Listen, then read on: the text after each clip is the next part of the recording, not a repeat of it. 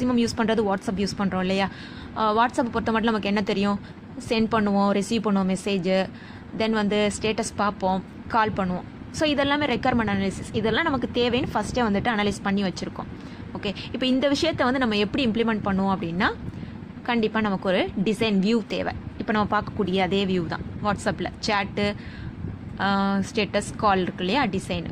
இப்போ இந்த டிசைனை வந்து ஜென்ரேட் பண்ணுறதுக்கு ஒவ்வொரு பட்டனை நம்ம வந்து கோடாக கொடுத்து இன்ஸ்ட்ரக்ட் பண்ணுறோம், சென்ட் பண்ணுறதுக்காக, இந்த மாதிரி சில விஷயங்களுக்காக. ஓகேவா, இதுக்கும் கோடு தான் இருக்கும், ஸ்டேட்டஸ் கோடு, காலுக்கும் கோடு. ஸோ இது எல்லாமே என்ன டிபார்ட்மெண்ட்டில் வரும், கோடிங் டிபார்ட்மெண்ட்டில் வரும்.